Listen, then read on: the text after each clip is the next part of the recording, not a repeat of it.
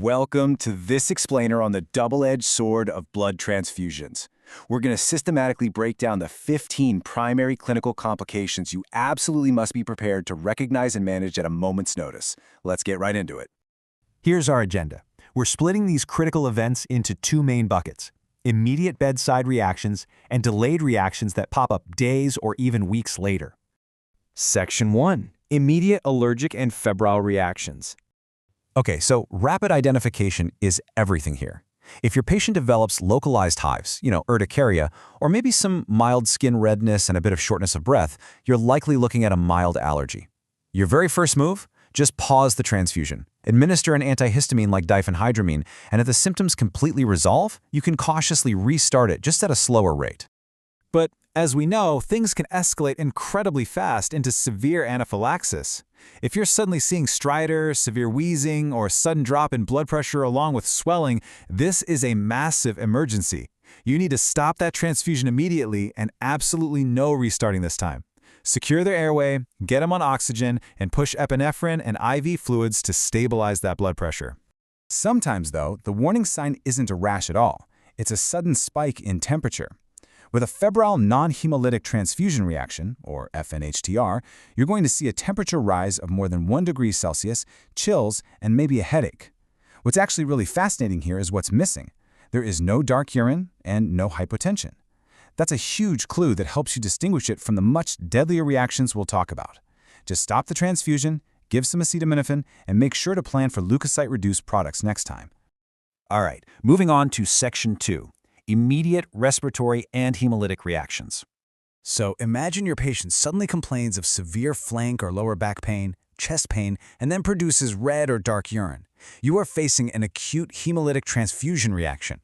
This is an absolute emergency, usually triggered by ABO incompatibility. Halt the transfusion instantly. Your primary goal right then and there is aggressive IV normal saline to maintain their urine output and protect those kidneys from free hemoglobin destruction. Oh, and get those blood and urine samples straight to the lab. Now, we really need to talk about the lungs.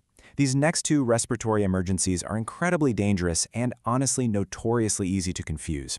On one hand, we have TRALI, transfusion-related acute lung injury. This presents with sudden, severe hypoxemia, bilateral crackles, and hypotension, all thanks to an inflammatory fluid leak. But on the other hand, TACO, transfusion-associated circulatory overload, is purely a volume problem.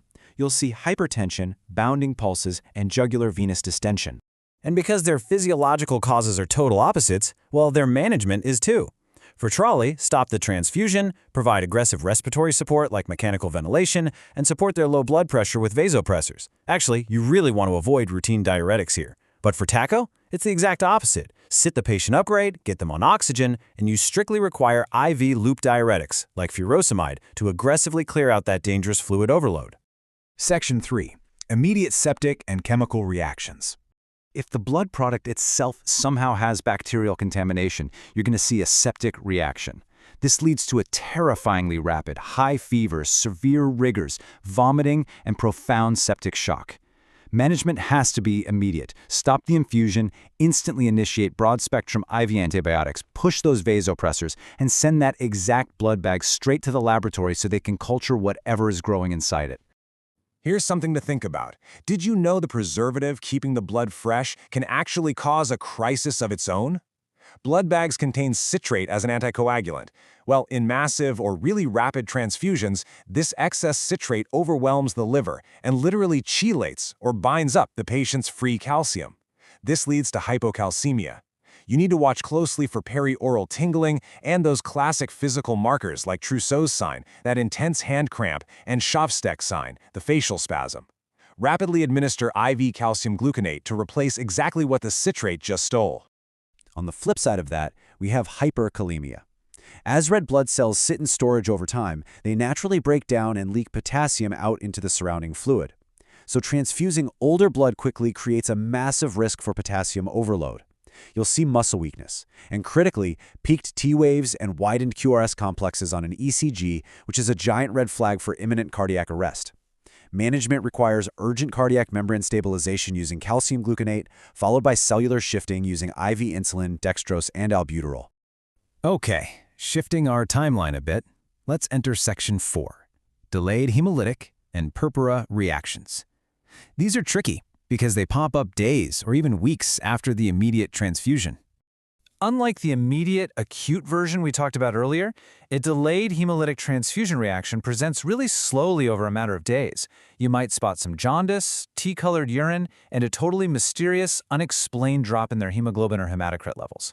Management here involves careful monitoring of their renal function, running IV normal saline, and suppressing that rogue immune response with IV corticosteroids and immunoglobulins.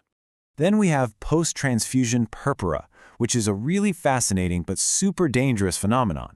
If a patient comes back a week later with mucosal bleeding, widespread petechia, and a dangerously low platelet count, we're talking often under 10,000, it means their body has actually created antibodies that are destroying their own platelets.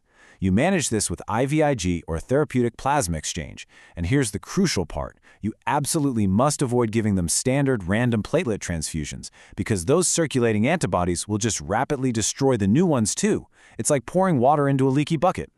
Finally, let's explore our last section, delayed systemic and infectious complications. Transfusion-induced iron overload is a massive issue for patients who require chronic, frequent transfusions. Because our bodies have literally no natural way to excrete excess iron, it just builds up over time. This causes a bronze hyperpigmentation of the skin, chronic joint pain, and highly dangerous cardiac arrhythmias. Managing this necessitates strict, lifelong iron chelation therapy, usually using drugs like deferricerox, and the goal is always to keep those serum ferritin levels below 1,000 nanograms per milliliter. Next up is transfusion-associated graft versus host disease. It's rare, but it is a devastating complication where the donor's lymphocytes actually start attacking the recipient's body. It causes widespread skin rash, watery diarrhea, and fatal pancytopenia, which is complete bone marrow failure. Now, while you can try to manage it with high-dose corticosteroids, the absolute key here is prevention. For your immunocompromised patients, you have got to thoroughly gamma-irradiate all cellular blood components beforehand to destroy those donor lymphocytes. And finally, we always have to be vigilant about transfusion-transmitted infections. If a patient develops late-onset, persistent low-grade fevers, unexplained flu-like symptoms, or altered liver enzymes, you really have to suspect a transmitted virus or bacteria. Clinical management involves targeting the specific pathogen, of course, but from a systemic, big-picture level, immediately reporting the case to the blood bank for donor tracing and quarantining of other blood components is absolutely paramount for public safety. So, to wrap things up, blood transfusions are undisputed modern medical miracles. They rebuild depleted systems and, let's face it, they save millions of lives.